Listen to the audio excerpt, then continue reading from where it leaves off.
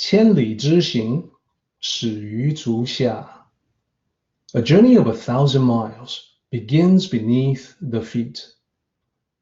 We now gather in the Tao to travel the journey together.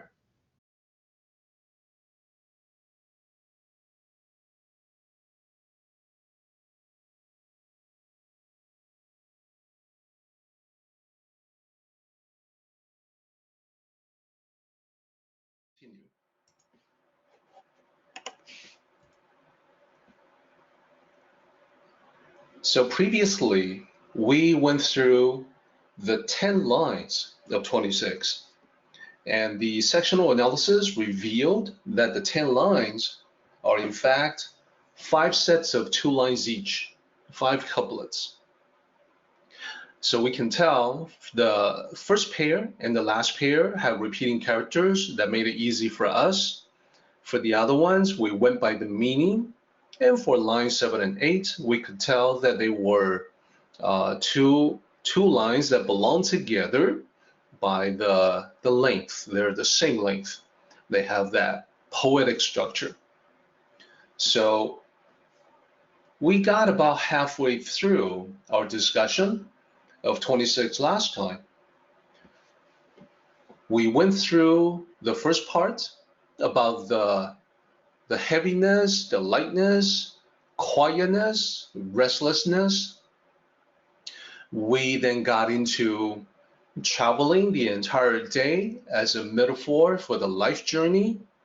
And we talked about the heavy supplies being the fundamentals, the essentials, the basis for that life journey, and hence for Tao cultivation.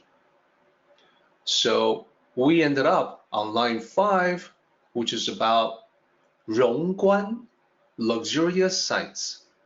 So we're going to do a quick recap to get caught up, to do some reinforcement of previously discussed concepts, and then we'll pick it up again at 荣观, luxurious sights, and move it forward to the end of this chapter, which will connect back to the beginning.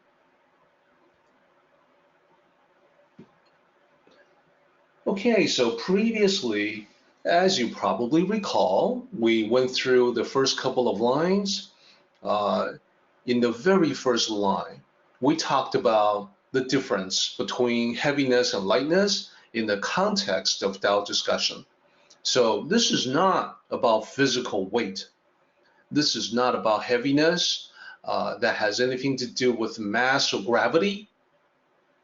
Instead, heaviness here is about fundamentals, the basis, the foundation upon which to build.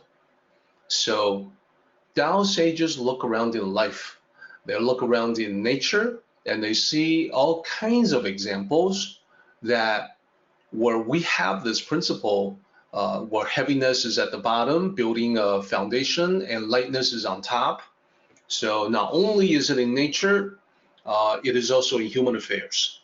So they're learning from nature, applying the lessons from nature to human interactions, and basically saying that, well, we, as we live each day in human society and go through the life journey, we also have to build a foundation that is sound, that is solid.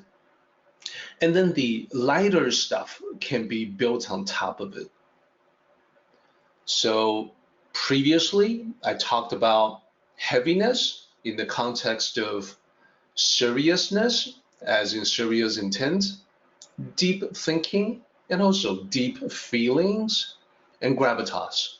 Not easily swayed, not easily moved. And then its complement, lightness, as we discussed previously, it had to do with the opposite of all of those characteristics. Instead of serious intent, it's about the frivolous. Instead of deep thinking or deep feeling, it's about shallowness. It's about moods that come and go. It's about spur of the moment random decisions. And it's about changing your mind frequently instead of gravitas, not easily swayed. The lightness is more like changing, with the wind. So I mentioned that sages looked at nature and they see examples, they see manifestations of this particular complementary pair. They see this everywhere. So as an example, I would draw your attention to the mountain, specifically the mountain peak. That is the goal of mountain climbers everywhere. When you ascend to the apex, when you get to the very top, you have that phenomenal view. You feel like you're on top of the world. You have accomplished a difficult feat. You're at the very top. So it seems as if the peak of the mountain will be the most important. Tao sages who think in unconventional ways will actually point out that contrary to this popular concept, the base of the mountain, the heaviness, the foundation, is what the top depends upon. It is what makes the peak possible. So none of that can be overlooked. None of that can be trivialized. And in Tao cultivation, it's actually the foundation. It's actually the heavy stuff at the bottom that Tao cultivators would pay special attention to. So not the glory up on top, not the tip, not the peak, not the rocks and pebbles up on the very top of the mountain, but rather it's all about the heaviness of the base, the boulders, the huge cliffs, etc. Everything at the bottom, the heaviness, is what makes the top possible. So just looking at a mountain, we can use that as a very easy visual to get a sense for how this Tao concept operates. Now, it's not just mountain and the various terrains like hillsides and so forth that inspire the ancient sages to think along these lines. They looked at that and they apply it to life without a doubt.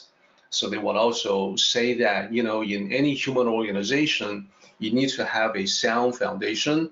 You need to build this basis with a lot of dedicated people, and then everyone working together create the highly visible accomplishments of the organization that is a high profile, visible to everyone all around, just like the peak is highly visible to everyone for miles and miles around.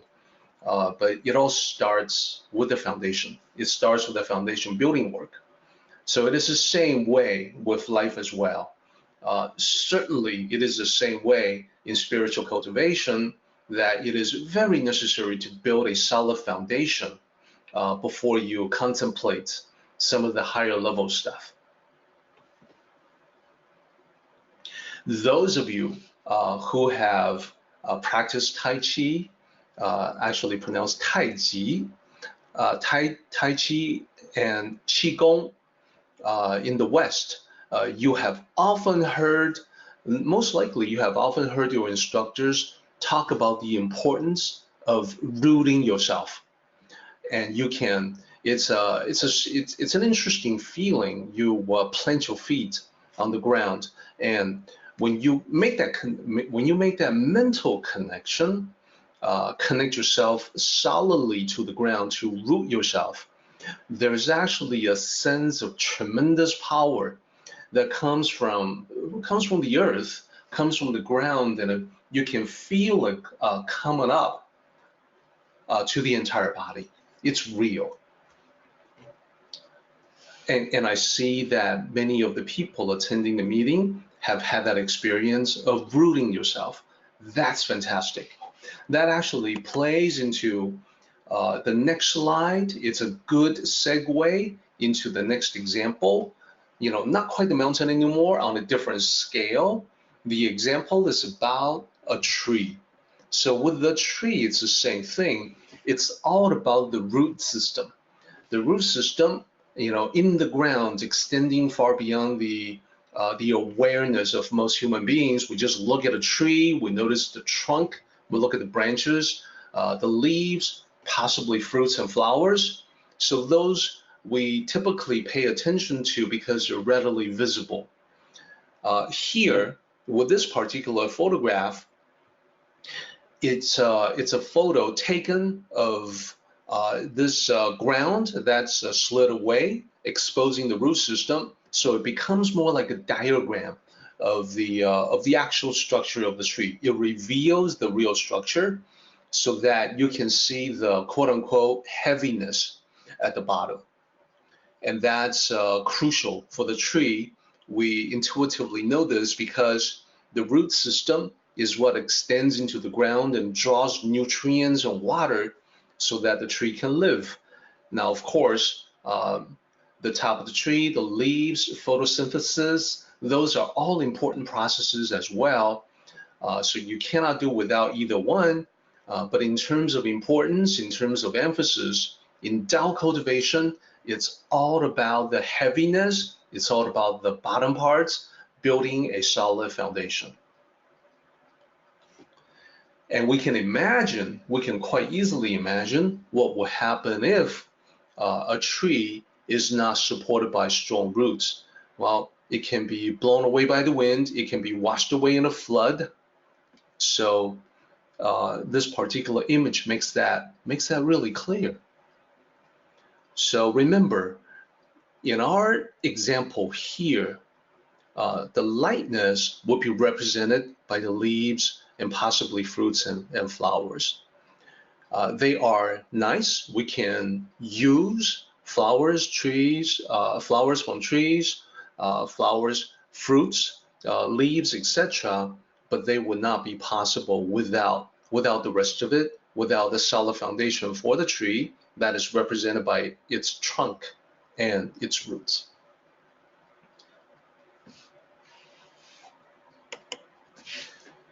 So those are just a couple of quick examples from nature. Now, ancient sages also noted that we don't need to always be looking at nature for examples. We can also look at the human world, human society, and see plenty of examples where this concept of heavy foundation, lighter layers on top, we can see this at work as well. Indeed, one of the skills in Tao cultivation is to look through the eyes of the Tao and be able to see and pick out and realize that the Tao is everywhere. So when we look around, we see many, many more manifestations of the lightness and the heaviness. So I want to pull back from examples from nature and maybe just use one example in our busy modern lives. So modern example, as you can see here, I've got business. So the top line says, Tao cultivators maintain mindful awareness of all the manifestations in life where 重为轻根. Those 4 characters from the first line. The first character, 重, means heaviness. 为 is, as, qing, third character means light or lightness. Gen, last character means root. So that which is lower, heavier at the bottom, that is the root. That is the source of that which is the lightness. So let's make that real by applying this concept to a modern day business. So when we talk about a company, when we talk about a business, what would be the foundation? What would be the basis? What would be the heaviness, the heavy layers for the business? So I want to invite you to enter your thoughts on that, and then I will also share my thoughts with you in the next bullet. What do you think? would be the basis for a modern day enterprise? What would be the foundation for that? Perhaps you can say, well, it's the workers, it's the employees. That's very true. There are other aspects of a modern day business that we can look at and consider to be its foundation.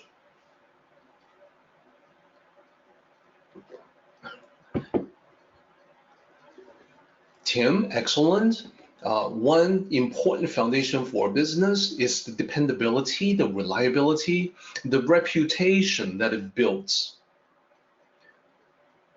And then there's also excellent, Barry, a view toward the organization. That is, you need to have divisions.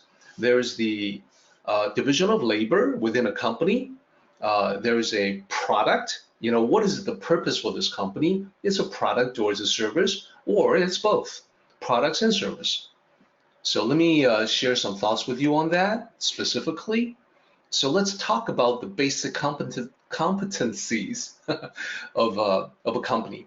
The basic competencies of a company form its foundation. So for instance, there may be some proprietary technologies or trade secrets that's unique to the company, that makes the company possible, that makes it more competitive in the marketplace.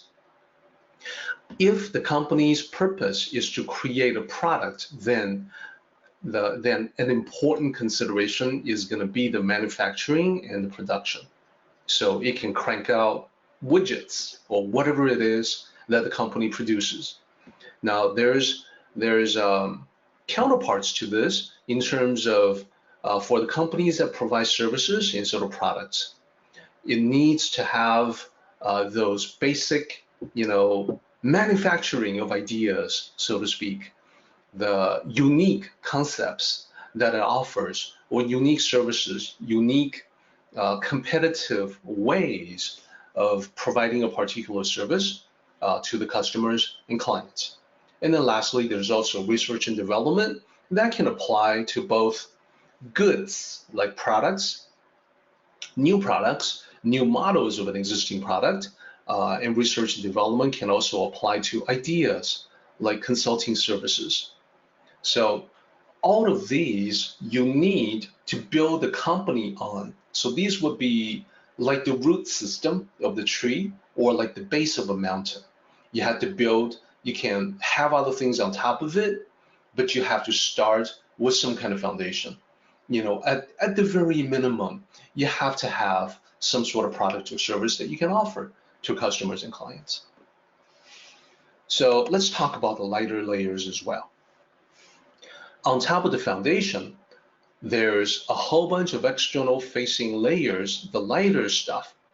So you can also think of the foundation as the internal, production will be internal, research and development, that will be internal. The lighter stuff will be the external, and that's public relations, marketing, promotions, sales, service, etc.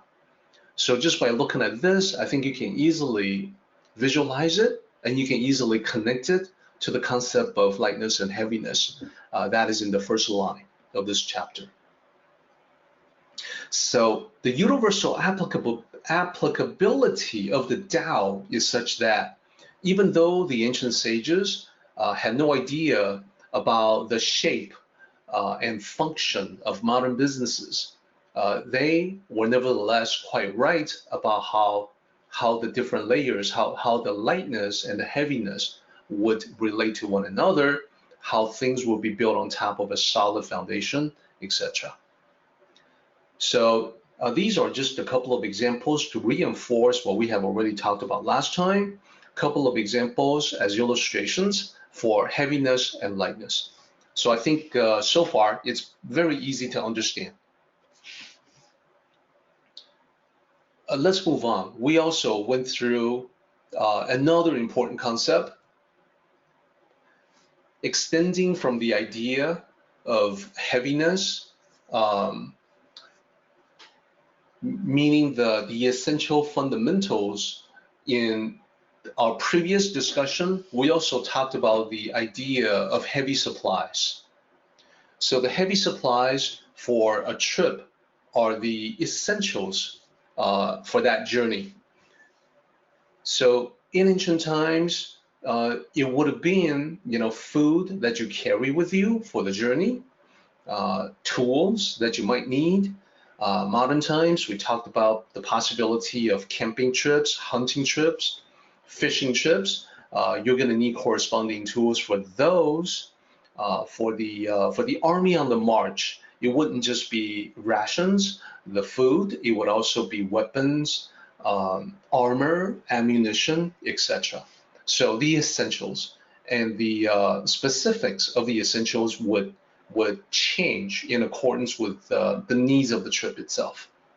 So then the question that we explored last time was, well, when it comes to trips, we should always talk about the life journey because we're talking about the Tao. So what might be some of the fundamentals for the life journey?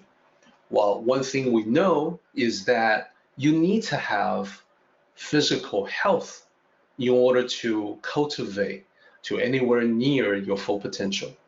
If you are constantly ill or perhaps suffering from injury, then that can really get in the way of developing yourself mentally and spiritually. The physical body can have an impact on that because it is the foundation, it is the basis for you being able to traverse in this material world, learning different lessons, having different experiences. So Tao cultivators pay attention to the physical body, they keep it healthy. So for myself, that's exercise, rest, nutrition, the three aspects. So the other important fundamental is personal connection. The second bullet there is about spending quality time with friends and family. So that's foundational as well. That's essential for all of us. The third bullet there is about the personal code of honor or personal principles that you adhere to no matter what. These are the values that you live by. So Tao cultivators will figure out what it ought to be for them, and then they will hold true to them and not compromise. So that's another essential. So this plays into the expression from this chapter where it says in line 3 and 4 that sages will travel all day, i.e. their entire lives, without leaving the heavy supplies. They won't leave the idea of keeping the body healthy in order to enable cultivation. They won't leave far away from friends and family, the personal connections. They won't leave far away from their principles. They adhere to them. They hold true to them. They maintain their personal integrity. And that segues into the last bullet point there. It's overall the intangibles, not just integrity, but also our obligations to others, duty, karmic debt, perhaps. All real Tao cultivators will look at these intangibles, things that you cannot see, feel, or touch. You can't really take a hold of someone's integrity. It's an intangible. You can't grab hold of obligations, only representations of obligations, of which money is one. You can't really put a face on duty. It's not a material thing, but these intangibles become way more important, way more valued to a Tao cultivator than material things like fame and fortune in the material world. So still in the recap from last time, lines 1 to 4 for now. Now a question for everyone, and I provided some answers as well, but here's the question. Previously, we talked about how when we get to the end of a chapter, we can connect it back to the original. This is always true. All 81 chapters of the Tao Te Ching. Now, another thing that is also true is that every chapter in the Tao Te Ching has connections to other chapters. that the concepts are unified, that the ideas are very consistent from one chapter to another. So a logical question to ask then would be, well, of the chapters that we have previously gone over, does 26 connect to other chapters? Now, if something comes to mind, definitely go ahead and put it down right away. For now, though, I want to share with you some of the thoughts. So what I did was that I looked over the previous chapters from 1 to 25 and picked out a few that have what I think is an obvious connection to this chapter. So for example, in chapter 8 of the Tao Te Ching, we have 上善若水. The highest goodness resembles water. So in that chapter, it talks about the virtues of water, water being a metaphor for the Tao. So water flows to the lower places, indeed to the lowest places in any vicinity, because the lowest places are the foundational places.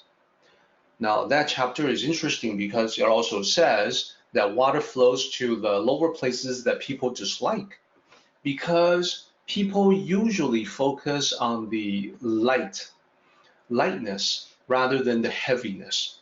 So water automatically goes for the lower, the foundational, the heaviness. But people don't like that because they want to be highly visible, to satisfy the ego, to have that high profile, to be visible to everyone all around. So that is the same as saying that people focus on, for instance, the peak of the mountain, as we mentioned. So climbing to the top of the mountain is seen as glory. Whereas Tao cultivators will be mindful of the base of the mountain, the solid core, the solid foundation that makes the higher levels possible. Same with the tree. People would look at the branches, the leaves, the fruits, the flowers. They focus their attention on that. But Tao cultivators will be mindful of the trunk and the roots. Same idea. Of course, there's all kinds of ways that these different chapters connect and play together. So as we're thinking about water, we, for instance, can note that the root system of a tree reaches down below and gets to groundwater. Water is low, and therefore the lower level of a tree, the root system, has to go there in order to provide the important function of nourishing the tree. So again, they're all connected. And here's another one. Those of you that have been following this talk for some time, you remember that when we went through 15, there was a striking visual imagery about how in winter times there's a river that is normally flowing, that in winter times is frozen over, and you can then walk across. But it might not be frozen all the way through, so it might be dangerous in spots. So the wise traveler, upon crossing this wintry river, will be taking steps carefully, will be watching where he or she goes to look for places where perhaps the water is not frozen solid enough, only a thin layer that won't support the weight. So if you step on that, you will fall through, likely to your death. So that visual imagery is used as a metaphor for the way that Tao sages and cultivators live, with caution, by looking carefully to see where you are going, having clarity on that before taking a step. So that plays really well to the concept of heaviness in this chapter. It's actually all connected.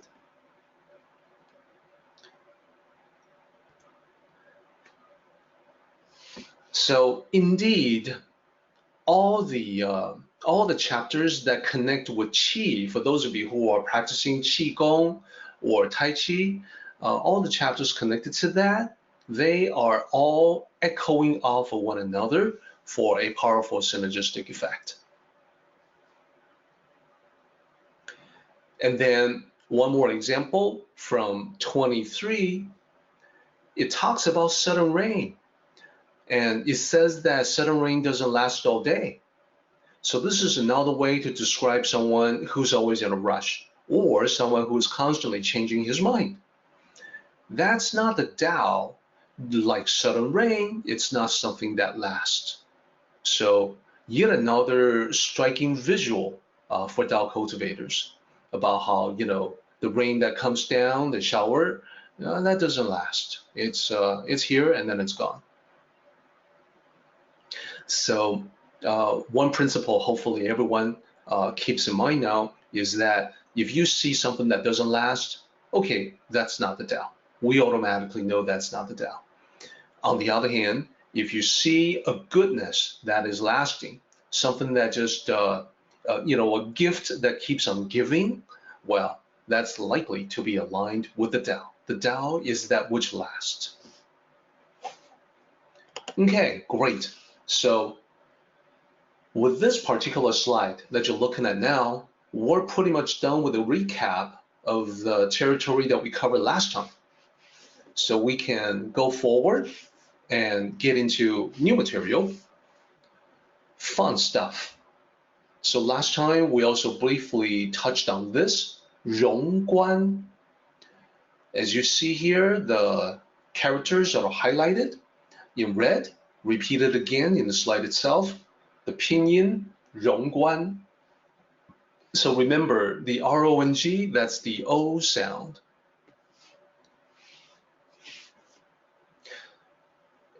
Not exactly easy to say in Mandarin, but I think as long as you make the O sound, you'll be close. 荣观. This is a term that is no longer used in modern Mandarin. This is strictly ancient usage. No one would say this in modern Mandarin. But literally, the meaning, we got two characters. There is the first character is glorious, beautiful, and the second one, 观. As a verb, it means to see something, to look at something. As a noun, which it is here, it's sight. It's a visual. So in Mandarin, how do you know when something is a verb or a noun? In English, a verb has tense, present tense, past tense, etc. In Mandarin, there isn't. In Mandarin, a character that's used as a verb is exactly the same as that character when it is used as a noun. So the character itself doesn't change. The only thing that changes is the context. So you have to be sensitive to the context of what is being talked about to figure out the grammar. So in this particular case, 观 is not being used as a verb, being used as a noun. So the original meaning of this term, 荣观, was the glorious sights of a grand palace. This has been generalized, abstracted into, generally speaking, sights of attractive luxuries. Sights that demand your attention, that pull you to them. So, as I mentioned, this term is no longer used in modern Mandarin. Here we're using it even in a more generalized and abstracted way than sights of attractive luxuries. Generally speaking, we're using this term metaphorically in the journey of life. So for the life journey,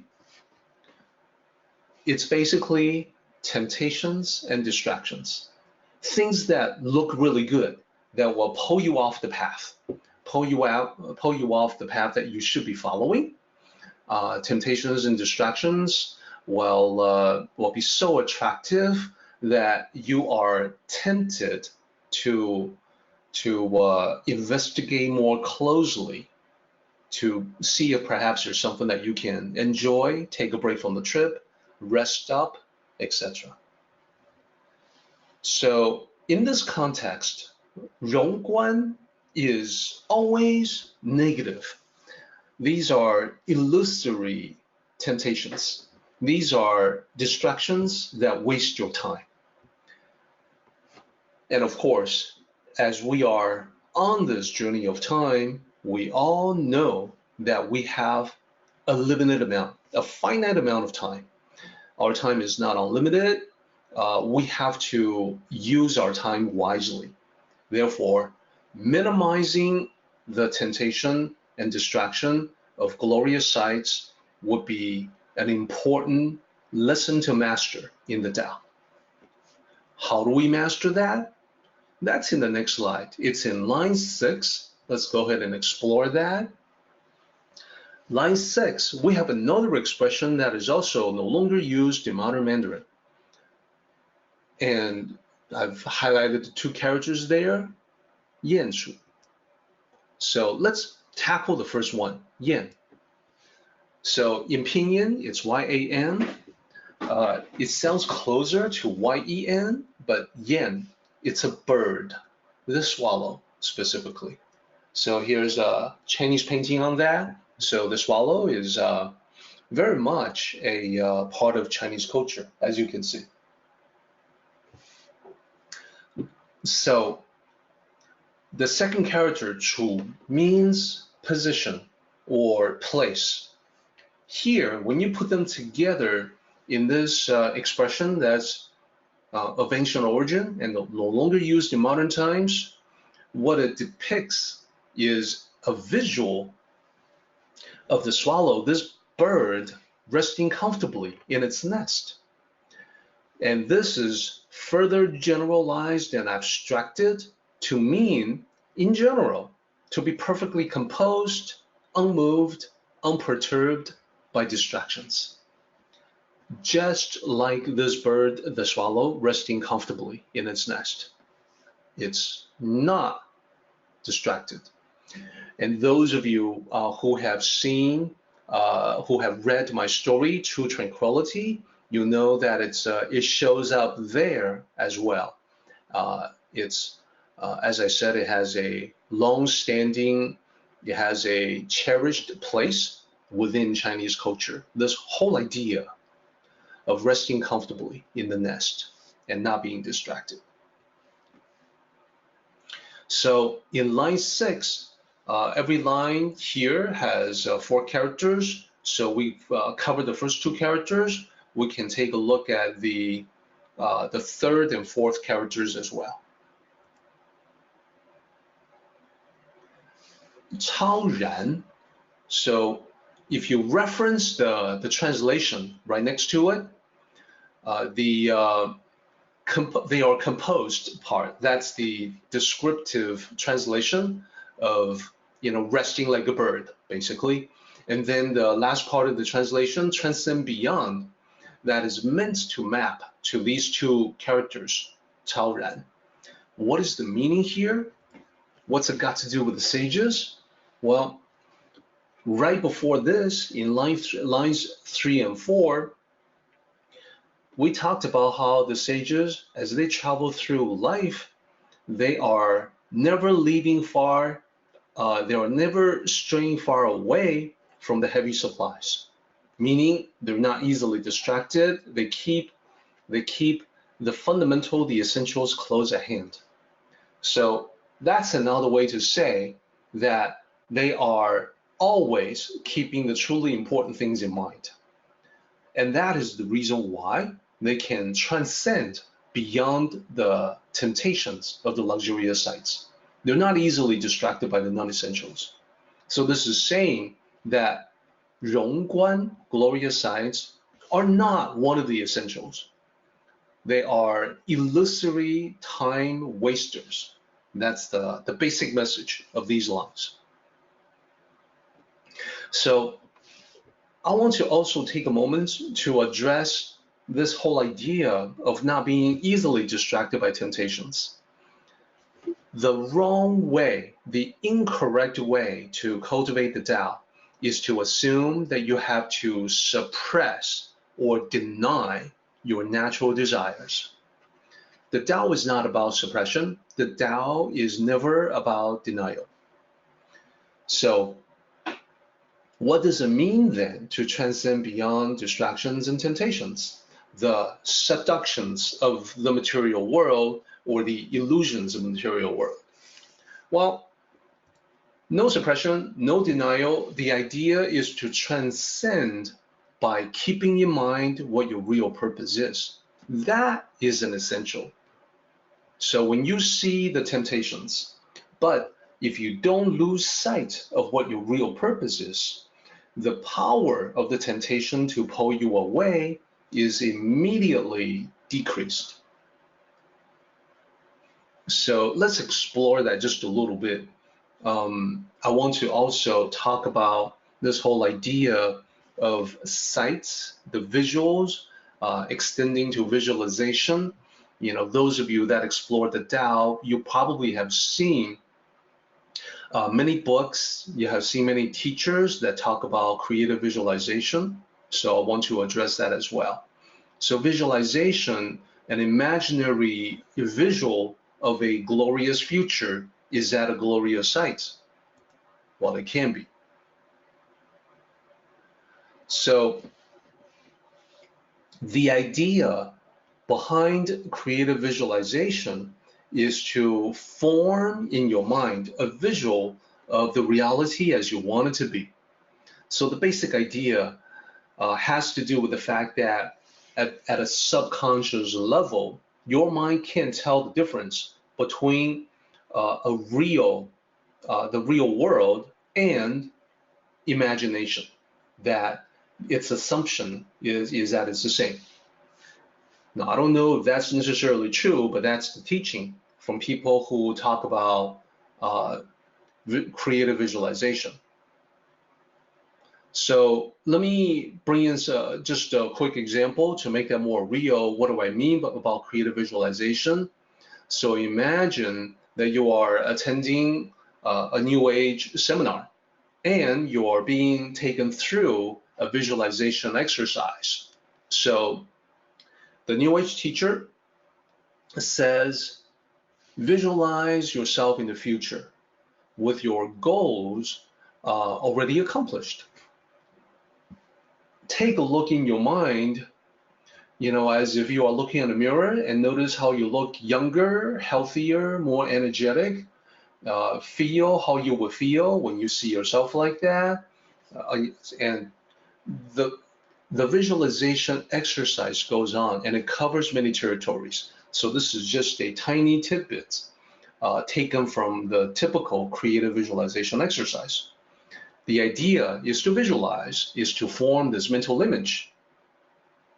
So the reason for that is because the teachers that take you through such exercises, here I'm careful to point out that they're not sages. They tell us that they will, simply by visualization, this will attract goodness to you because your subconscious mind, again, cannot tell the difference between what is real and what is vividly imagined. So the problem is that I myself have seen many such exercises, many such teachers, and many attendees of such seminars. So I can tell you from decades of personal experience that only a tiny fraction of the people that do this exercise actually succeed. And if you check the people that you know, you will likely find that it's the same way. Somehow, this supposedly powerful process of visualization does not function 100%.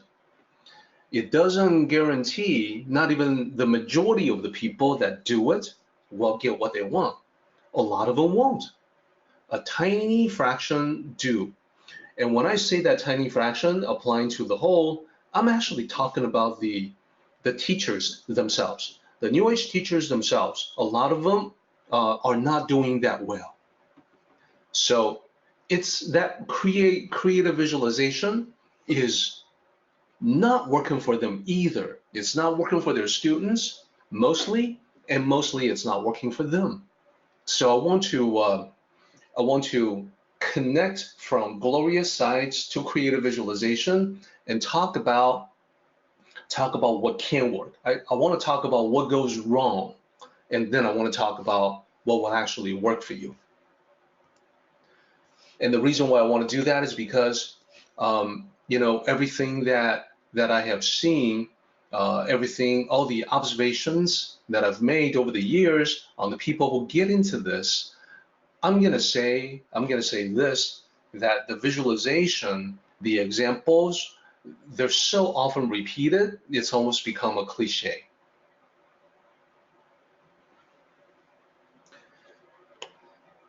So the bottom line, I think everyone wants to know is, well, what goes wrong and what can work? Can the Tao shed some light on that? And the answer is yes, the Tao can definitely shed some light on it. So in this particular chapter, we're talking about how when you travel the journey of life, you're on your path, you're taking one step after another, and then you see the glorious sights that distract you. Okay, so in a way, creative visualization exercises can become the glorious sights too. They're just glorious sights that you imagine in your mind. All right, so let me share with everyone what I have seen that works better. Rather than to visualize the end result, which most of the exercises do, my suggestion is that you visualize the process to get to the results. This is easily more powerful and more successful. It's borne out in scientific studies. For example, athletes who visualize, basketball players as an example, who visualize making free throws. That's the process. They're visualizing their movements. They're visualizing the basketball arcing into, swish, all net, a basket. So visualize the process. The reason why this works better is because of the following. When you vividly visualize the work, you're far more likely to do it. You are, in effect, reviewing the steps that you must take in your mind. You do that before you actually engage in the action. Athletes, as I said, use this technique a lot, and it always works for them.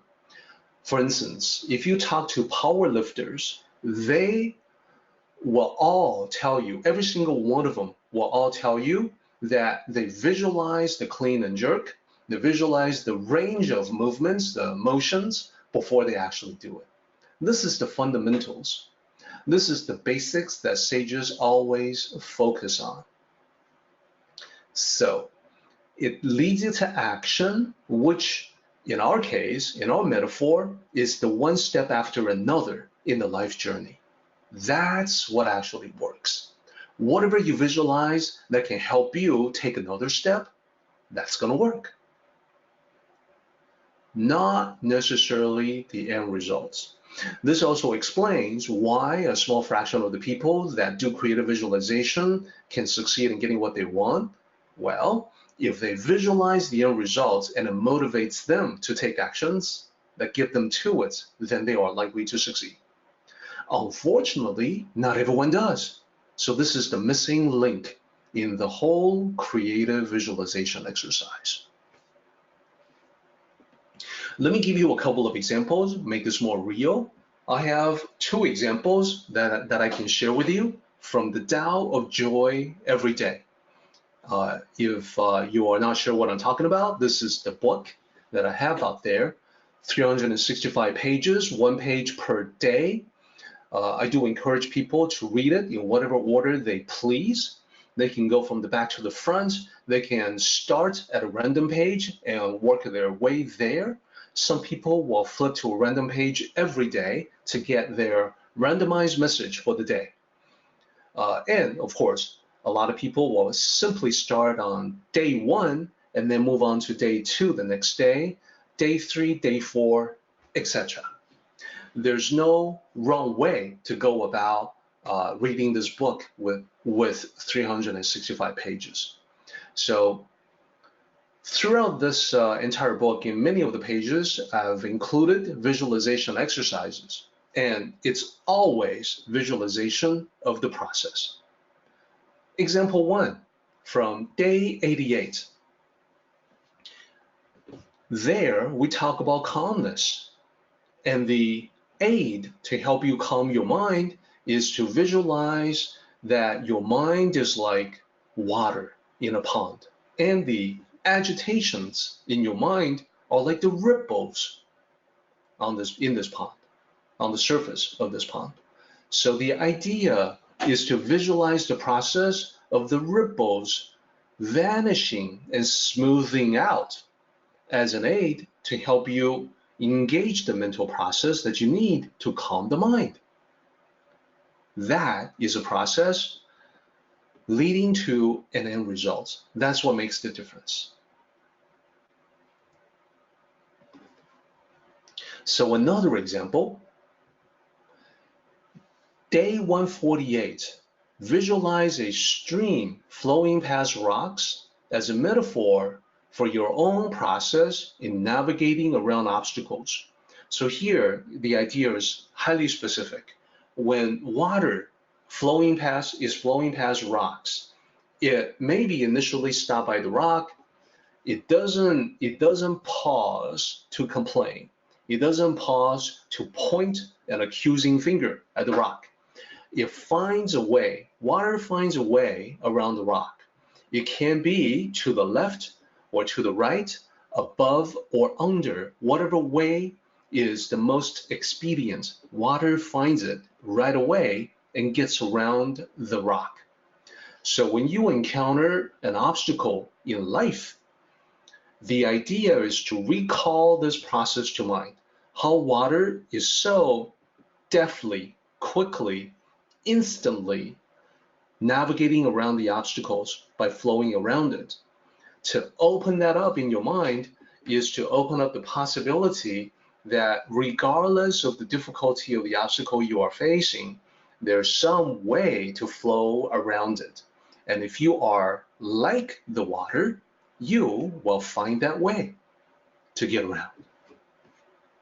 So I want to share those with you as the better way to visualize, better than being distracted by glorious sights that take you off the path. Rather, visualize the process that you will take, in our metaphor, taking one step after another on your personal path, and that will get you wherever you want to go. Okay, excellent. So we are now, we just got done with our discussion on glorious sights. We're about to head into a discussion about the 10,000 Chariots, which is next. So what I would like to do is to park ourselves on this particular slide, and we go ahead and take our 5-minute break. Our timing is very good. It is exactly 11:25 right now.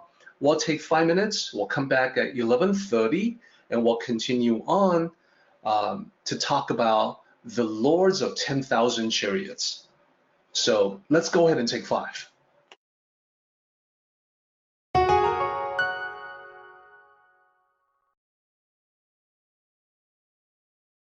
Okay, everyone, it is now 11:30 and time to continue. So we're done with 荣观, luxurious, glorious sights. Let's move on to line 7. So we begin with this particular character, which is the third character in line 7, 1. In pinyin, W-A-N, 1. The meaning is simple, it's 10,000. And this character is frequently used to mean many, myriad, or a multitude. So in English, we would use 100 or 1,000 or million for the same context, for the same application. So in Mandarin, 100, 1,000, and million are also used. The much more here's how they line up. So in English, it's 100, 1,000, million that are used. In Mandarin, it's usually 100, 1,000, and 10,000. So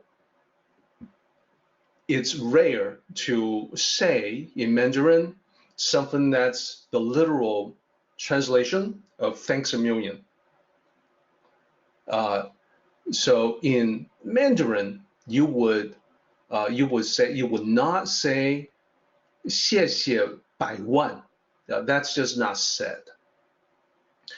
谢 is thanks in Mandarin, and oftentimes you will hear something like 千谢万谢 in Mandarin, which means 1,000 thanks, 10,000 thanks. That sounds odd in English, but it's the equivalent to thanks a million. Okay, so moving on. Let's talk about this character here as it applies to the Tao. 10,000 things, very common. 万物. That's a common expression, and it just means all living things. And you can also plug in the second bullet here and say many things, myriad things, a multitude of things in terms of living creatures.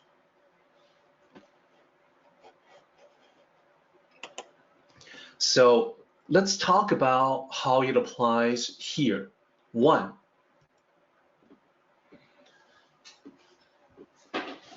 And I know when I say 1, it sounds like 1, like 1, 2, 3, 4. The number 1. In Mandarin, the sound is really close, but it's not the same. 1. So 10,000 chariots. This is, again, metaphoric language. It's not literally 10,000 chariots. It's talking about all the things that you must manage. It's the numerous things, tasks, projects in your life. So the master of the 10,000 chariots is the manager of 10,000 tasks. Think of it that way.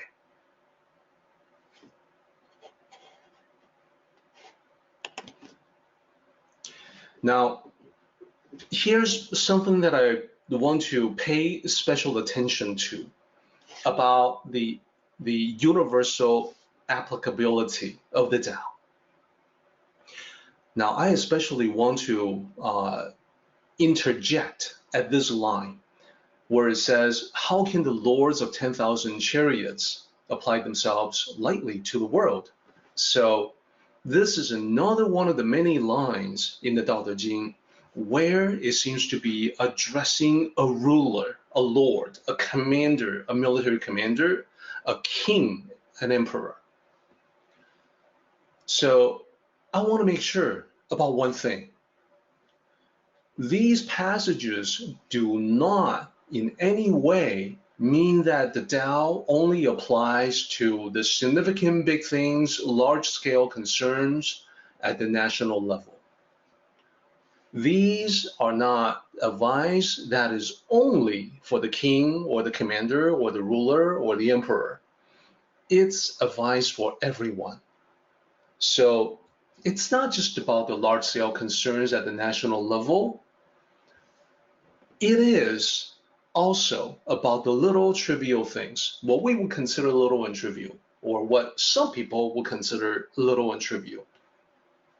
To Tao cultivators, a lot of times it's the little details that make the biggest difference. So they may be little, maybe a detail, but they're not trivial. So here's the authentic Tao, everybody.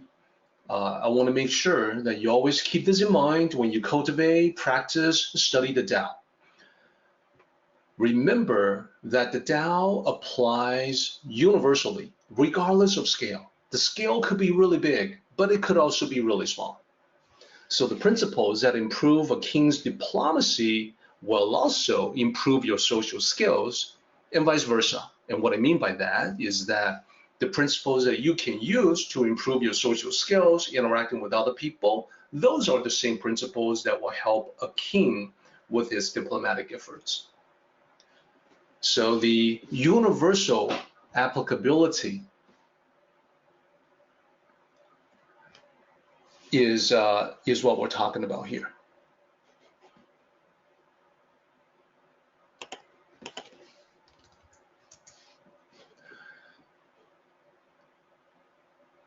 So the way that the Tao Te Ching is written, remember that in Mandarin, there's no distinction. There's no distinction between the singular and the plural. I can say king or kings in English. The plural form has an S, but in Mandarin, both king and kings translate to the same character, Wang. There's no different form. The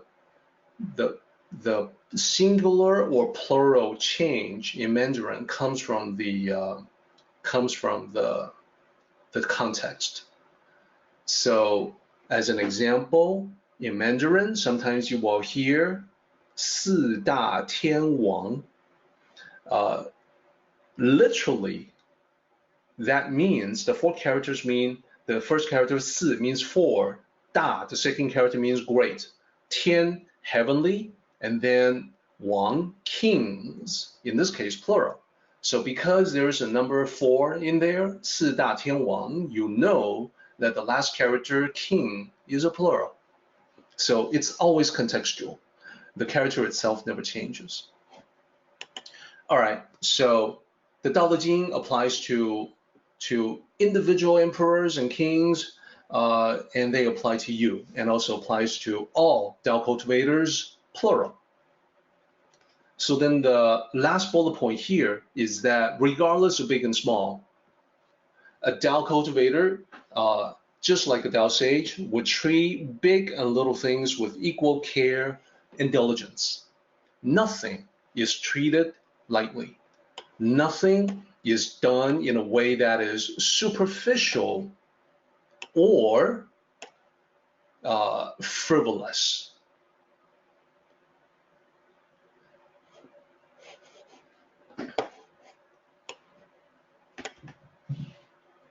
All right, so in order to illustrate that, I want to use an example from modern times. And here's a little bit of contextual background that I want to provide to everyone. When you practice the Tao, not necessarily in the West, but when you practice the Tao in Asia, and I'll use Taiwan as an example, the Tao masters are very active in the Tao community. They will oftentimes visit with practitioners just to maintain that personal connection, just to maintain that contact, to provide encouragement, to hear about the various problems that they may be encountering, to make some suggestions. But mostly it's just to refresh that personal acquaintance. So there's a story that results from one of these visits.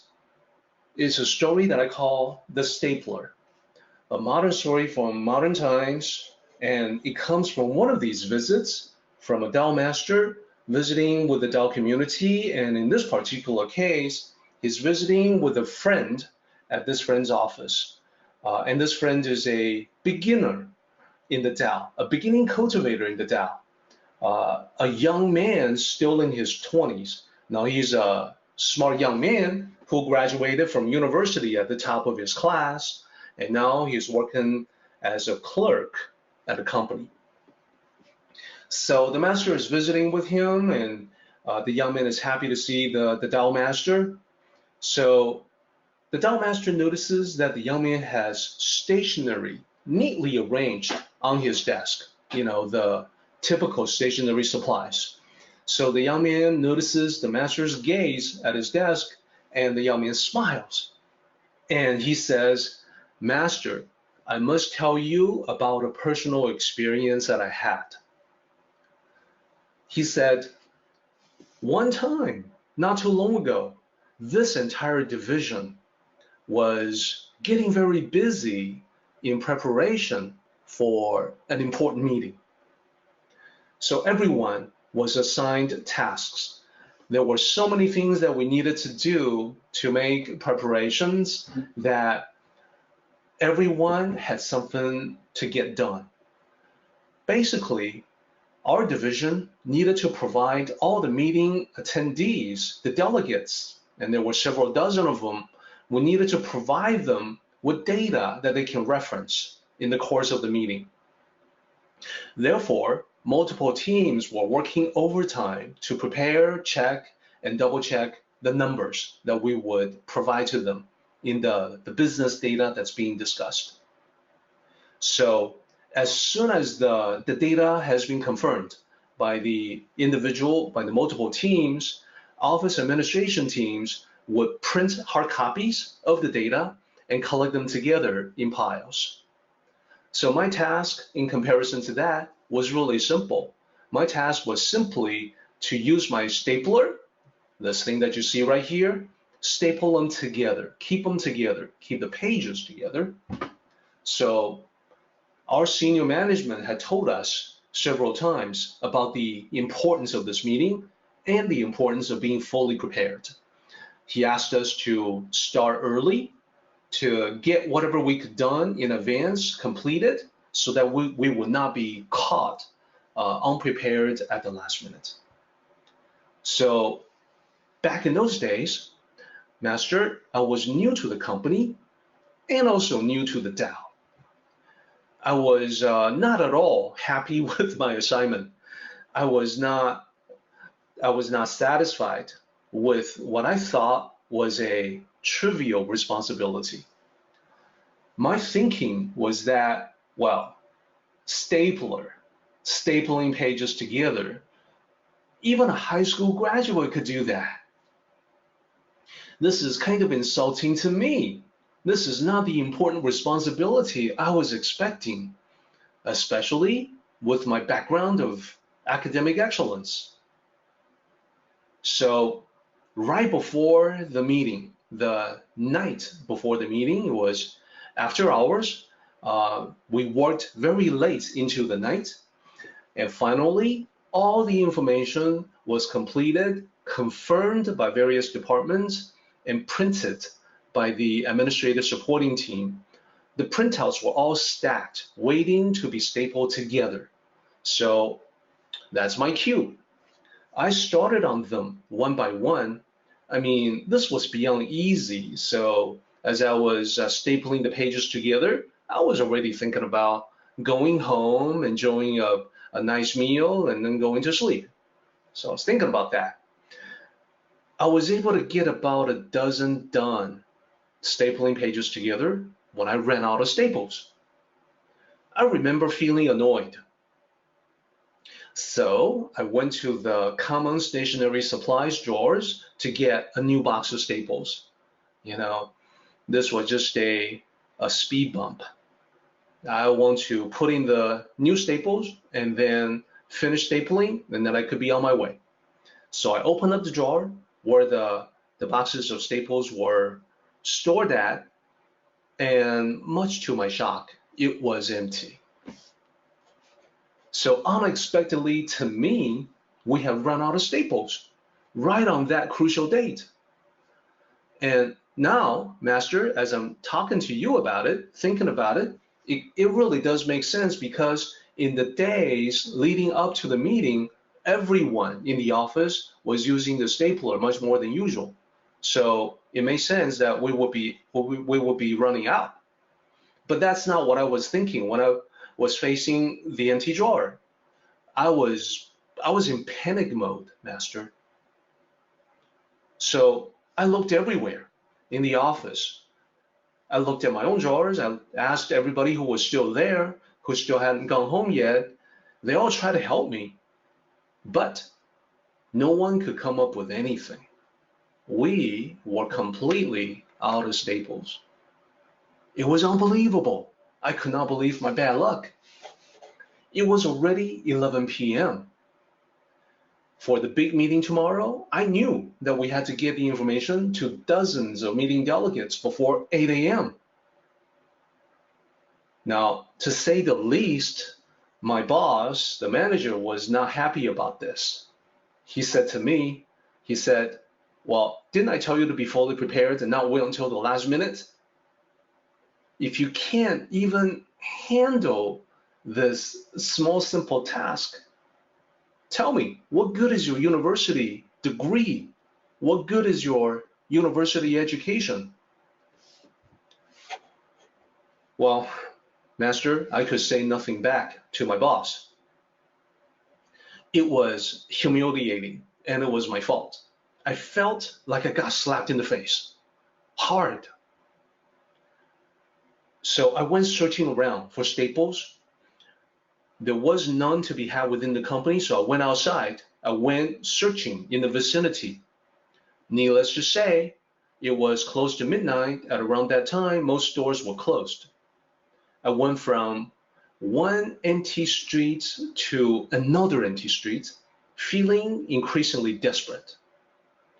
So make a long story short, I finally found a business center that was open 24 hours, that was not too far away from my office. So finally, I got the staples, I got the new staples, and I brought it back. I brought the boxes back to the office. I finished the job of stapling all the pages together. It was around 4 a.m. when I finally reported completion to my boss. Now, I was expecting a reprimand from him, but he only said to me, remember, when it comes to work, everybody is equal. That stayed with me, Master. I knew what he meant. I just no idea that my arrogance about my university education was that obvious. I learned many lessons that day, not just about arrogance, but also about the Tao. So that's the story that the Tao Master told me about the stapler. Now, I want to ask you, everyone who listened to the story, how does the story fit in with what we have just talked about? The idea of big and small things and treating them with serious intent. That is the essence of this particular chapter. Let me ask you, how does the story fit in with that? How could the young man have approached the assignment differently?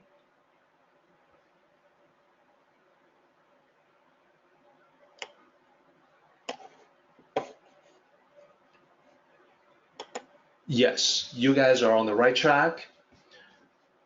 As Tao cultivators, when we approach work, and I'm talking about any kind of work, big or small, we must do so on the heaviness side of the spectrum, with serious intent, with thoughtfulness, with respect, the proper respect for the task at hand.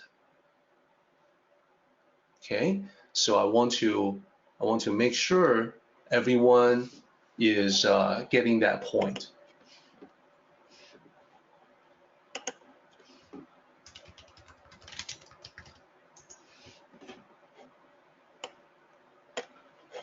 So now, when the Tao Master said that to me, I in turn, I thanked him for the story, and then I told him that it reminded me of a previous conversation I had.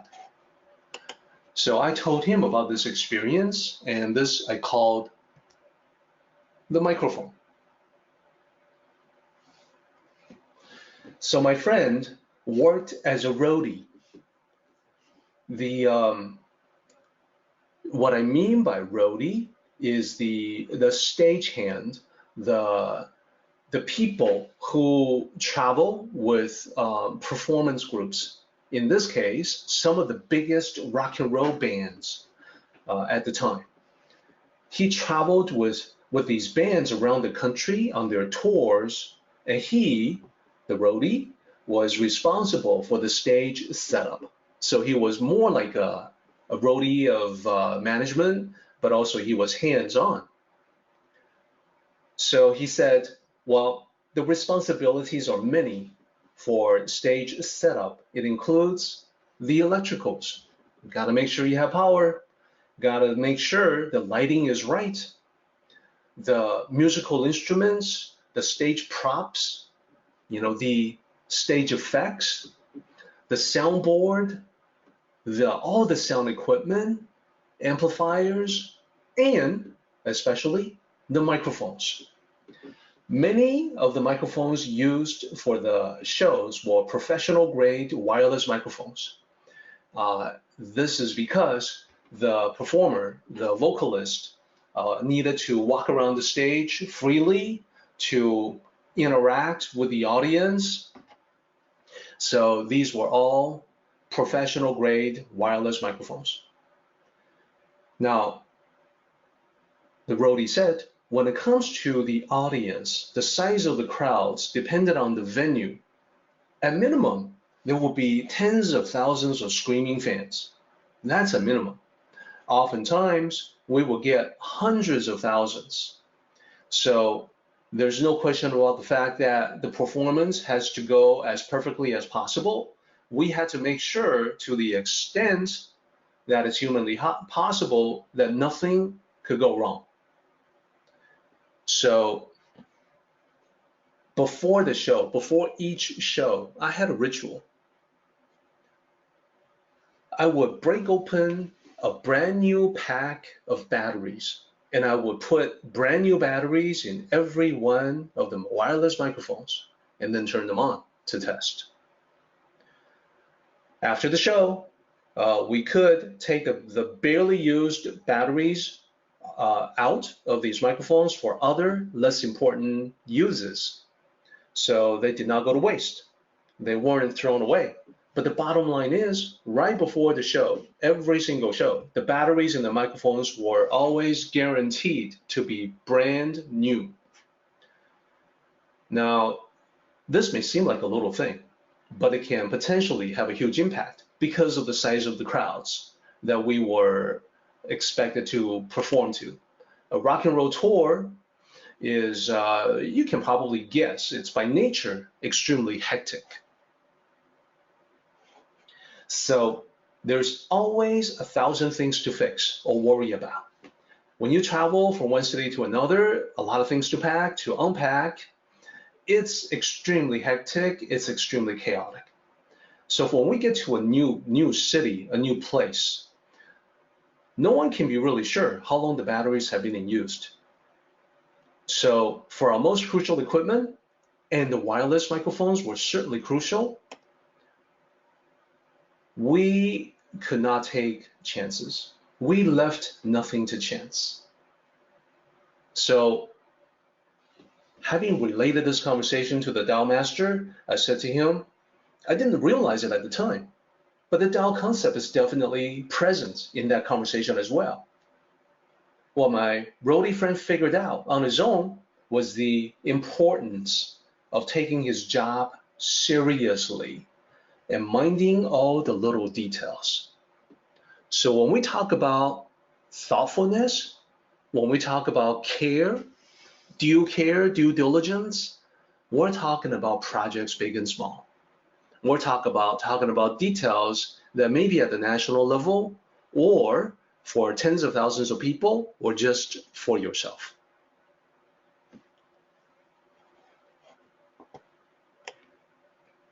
So that's the story of the microphones. And as usual, if you have feedback, input, ideas, I definitely welcome you to type in your thoughts in the questions section. But now it's time to get back to the lords of 10,000 chariots. So as a clarification, it would be better, I think, to call it the Lord singular of 10,000 chariots, because the context of the original is about one single person handling many things.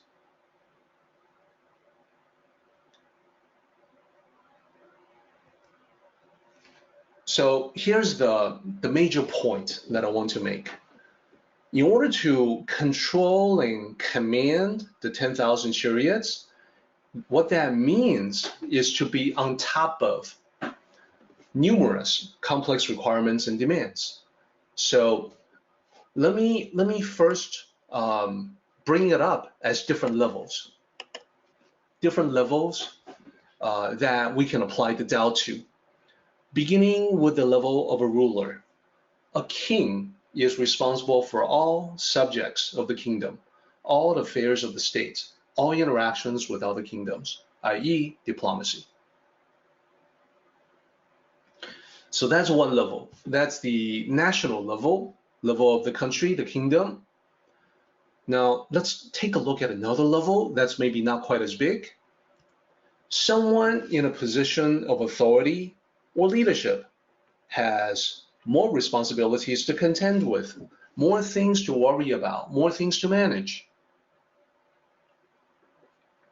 In the story that the university graduate told the Tao master, one thing that was assumed and understood was that as he struggled with the prospects of finding new staples, a new box of staples, his boss was still there at the office.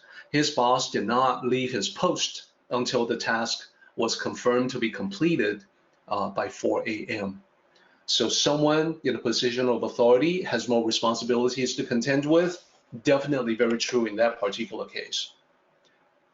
Now, the king, the leader, the ruler, etc., these are all very well, but I want to focus on number 3, which is the level of you. This is the level of your life. Just living in the modern world is challenging enough with numerous complex requirements and demands. You don't have to be a king. You don't have to be a ruler. You don't have to be a manager, someone in charge, to have many responsibilities, many requirements, many demands. So this applies to the king and to you equally.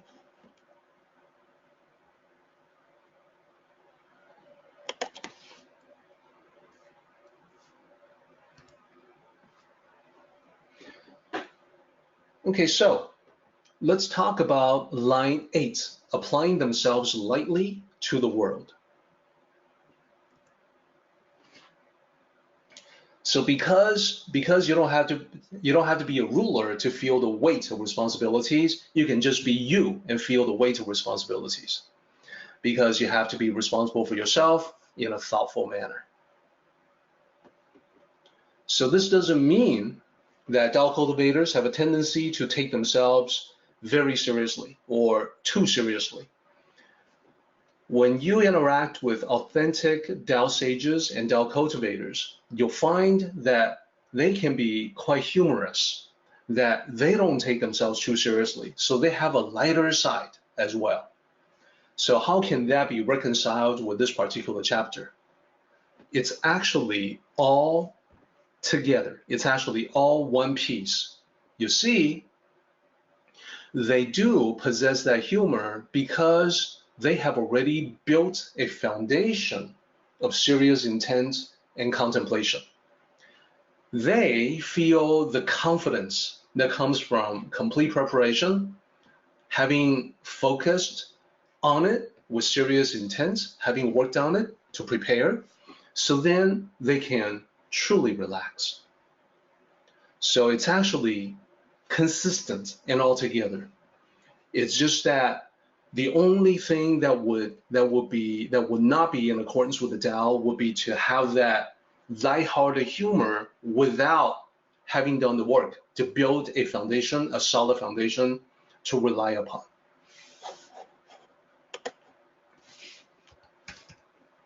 So we're approaching the last couple of lines, which is great.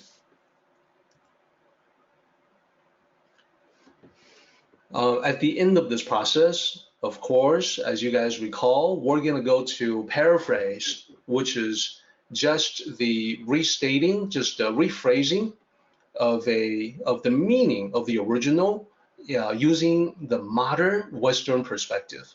And that'll tell you what each chapter is saying.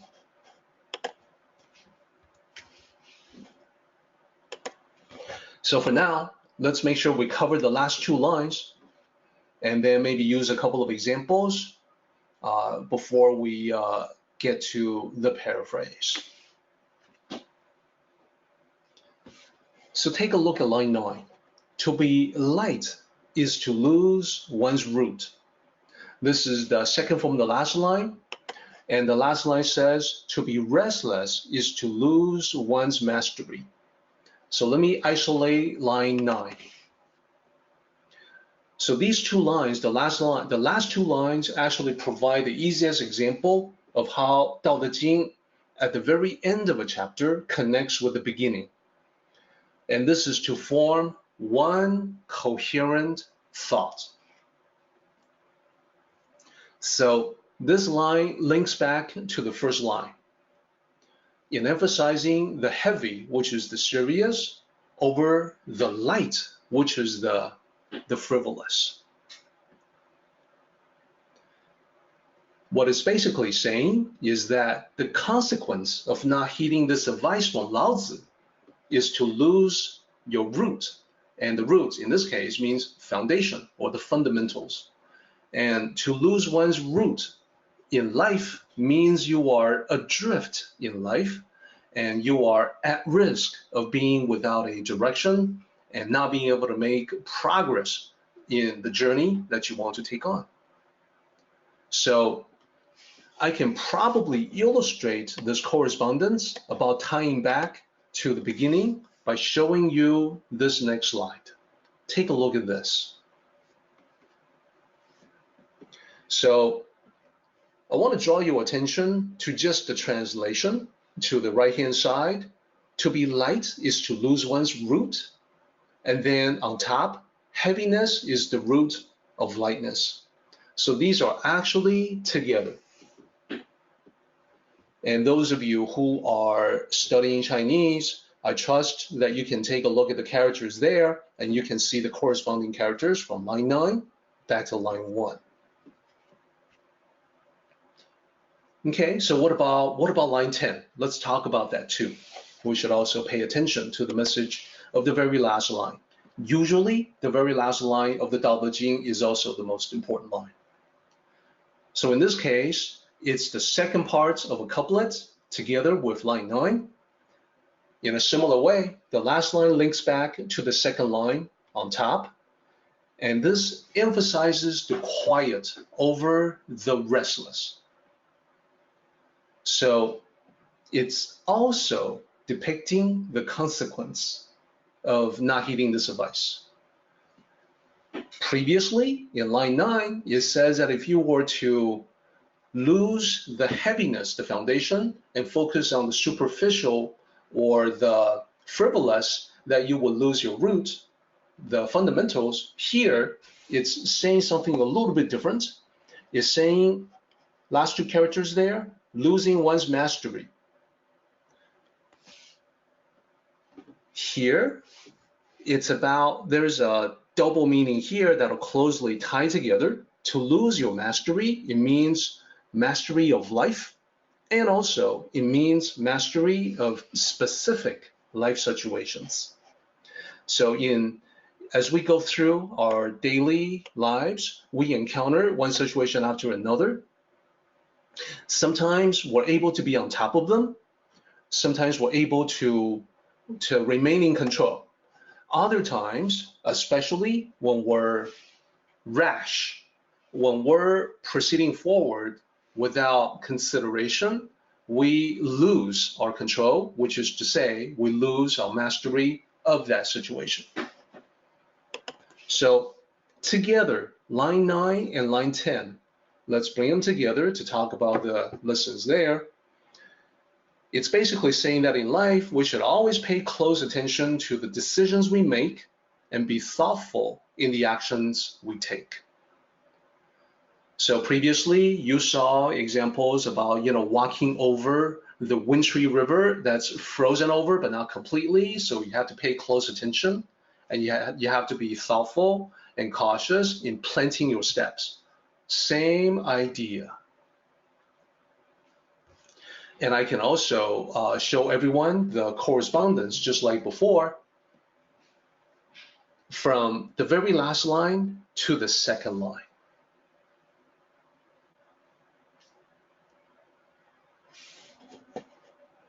So one thing that I do want to emphasize as we're talking about all this is that in the Tao, details matter. So it's a good idea to be detail-oriented. Now, of course, in the Tao, it's even better to know what details are important and what details are not.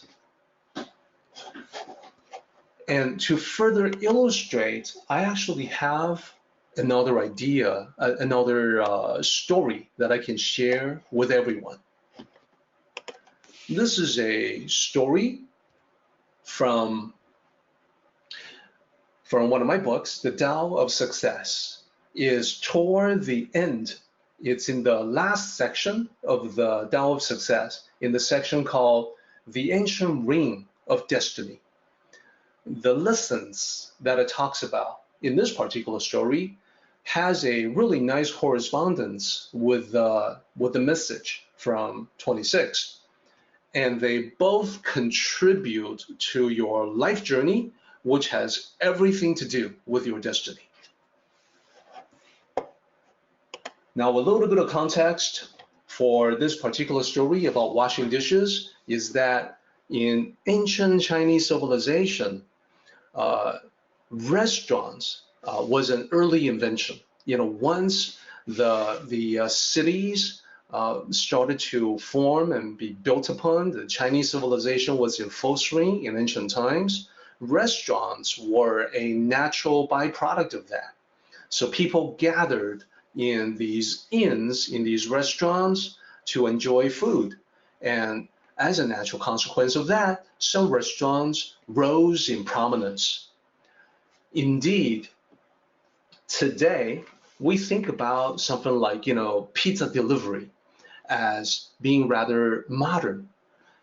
We probably don't know, people probably are not aware that food delivery, ordering out, was actually another one of the many ancient Chinese inventions. So some of these restaurants were so popular that they did a huge amount of business in ordering out, in delivery of the food. So anyhow, this is the setting behind this particular story about a restaurant in the ancient capital of Chinese civilization. As our story opens, once upon a time, in ancient China, there was a famous restaurant known for its delicious dumplings. One afternoon, there were 3 young men that came into this restaurant looking for work.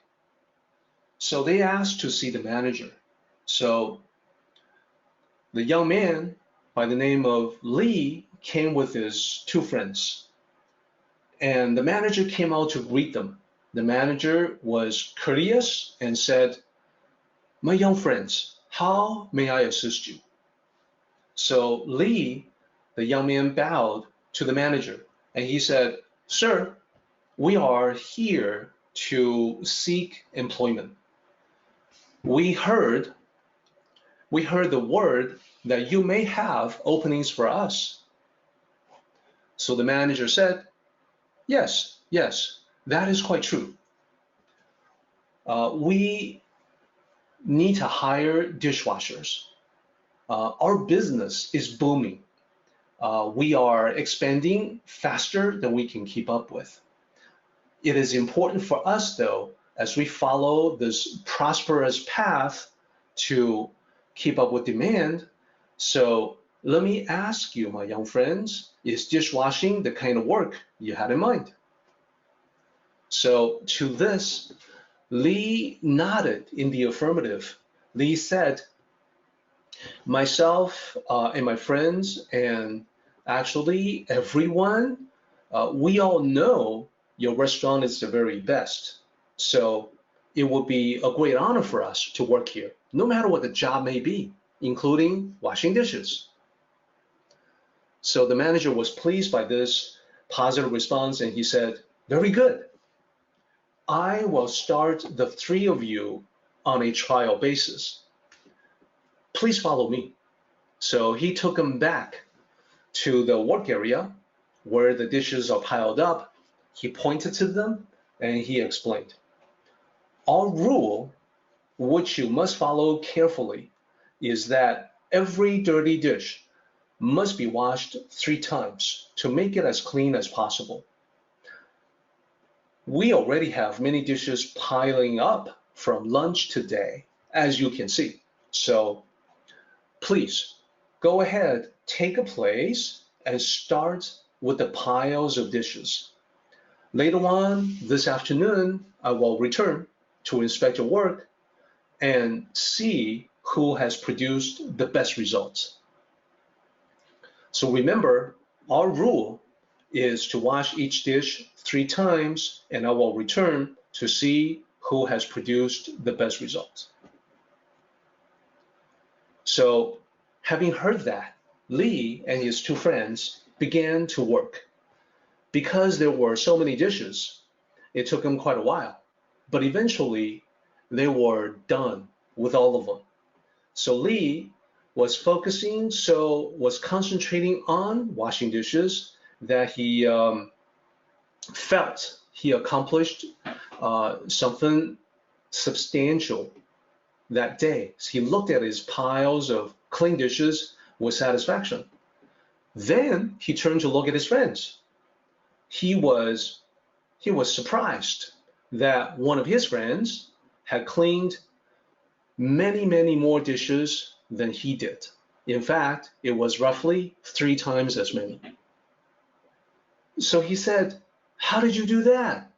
I can't believe you got that many done. He was amazed. He said, I washed my dishes. I did it as fast as I could, but I only completed a small fraction of your work. So his friend smiled and said, Li, you're a hard worker, and that's respectable. I respect that. But I gotta tell you, sometimes you have to work smart. Working intelligently is actually more important than working diligently. You're diligent, I'm intelligent. So I looked carefully at the first few dishes I washed. I compared them. So I discovered that cleaning the dish 1 time produced results just as good as washing it 3 times. So after that, I washed all my dishes only once. And that's how I managed to clean 3 times more than you did, because you were washing it 3 times.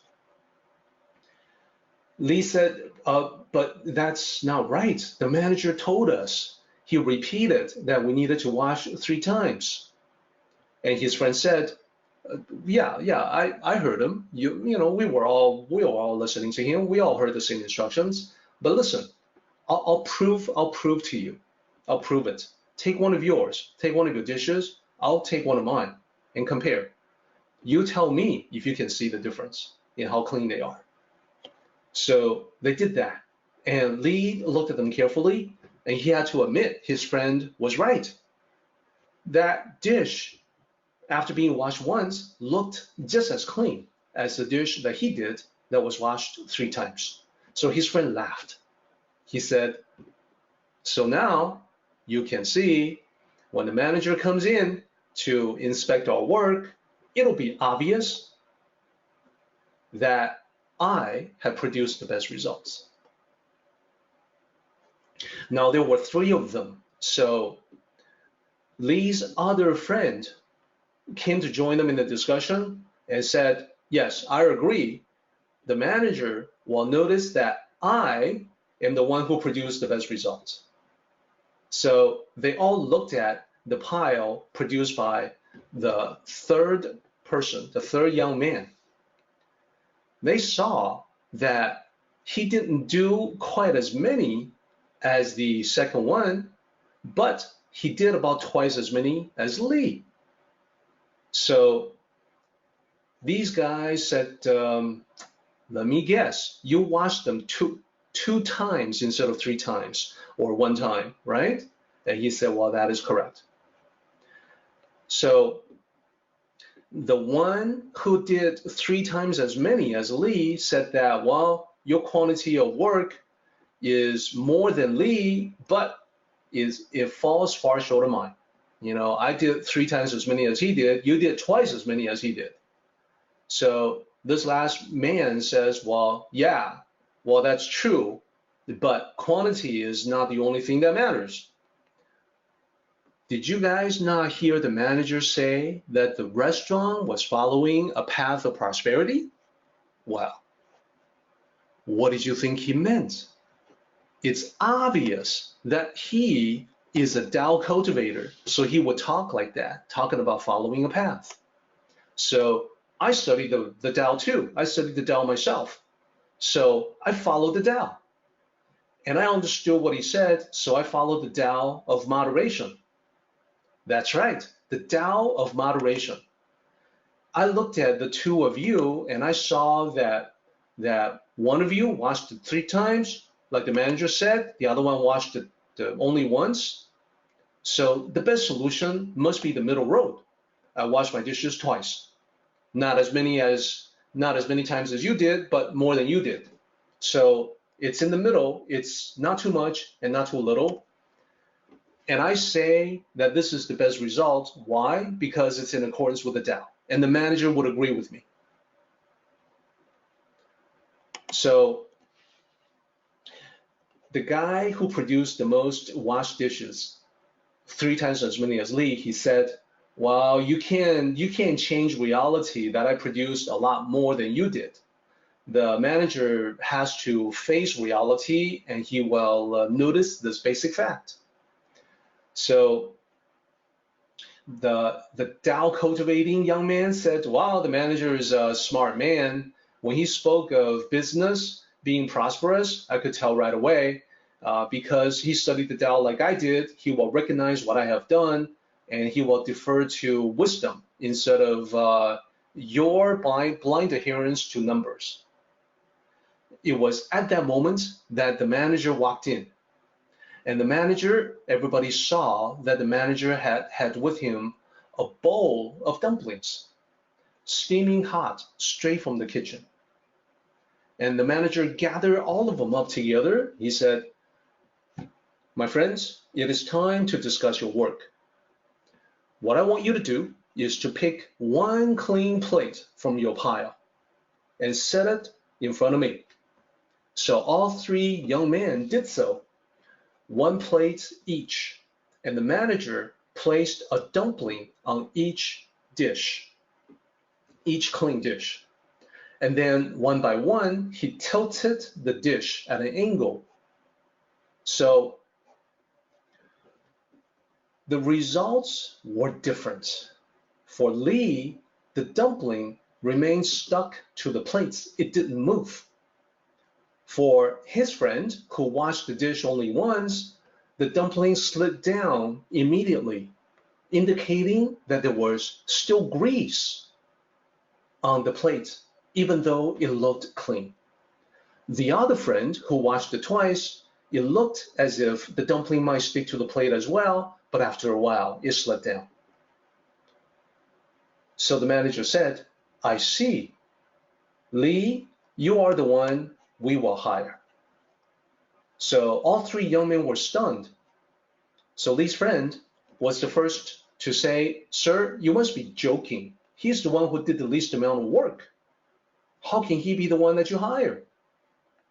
And the manager said, "I understand your confusion. Let me explain. You told me that you all heard about this restaurant being the best, right? Do you know what makes us famous? What makes us special?" So Li said that, well, everyone says it's not just the filling in the dumplings, it's also the skin, which is extremely tender. And the manager said, that is correct. The skin of the dumpling is so tender that when we put a dumpling on a new dish, it sticks to the plate. However, if the dish is even a little bit greasy, it won't stick. That is the reason why it's so important for us to wash the dishes 3 times.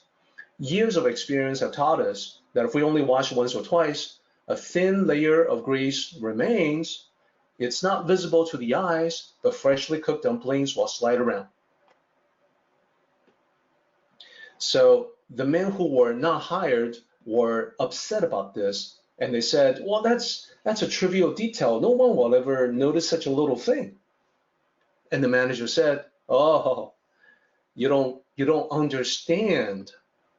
Our customers include royalty, nobility, the most discriminating tastes in all of China.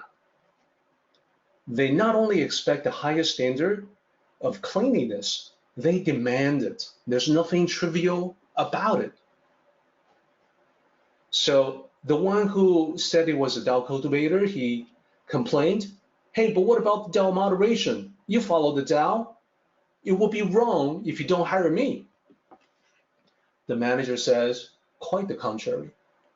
It would only be wrong if we hire employees who cannot be trusted with basic instructions. You are right. We follow the Tao.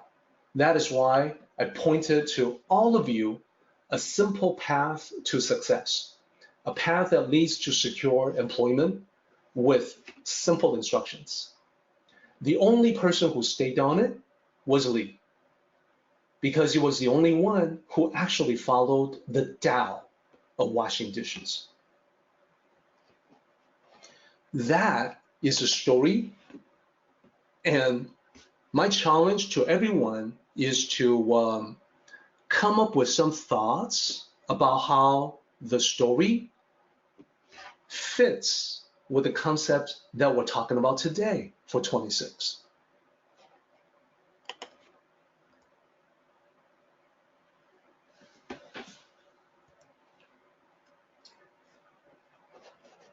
So it may take you some time, but definitely I am very interested in hearing your thoughts on it.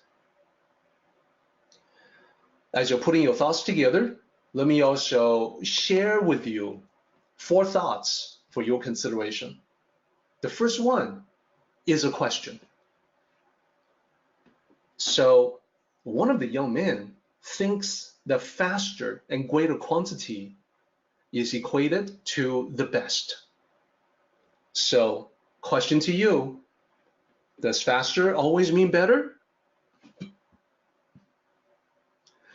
And I think you can tell that sometimes faster simply means that you are in more of a rush.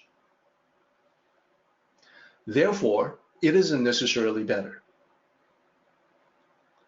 Second point, and here I agree with what Barry is saying about moderation and the Tao itself.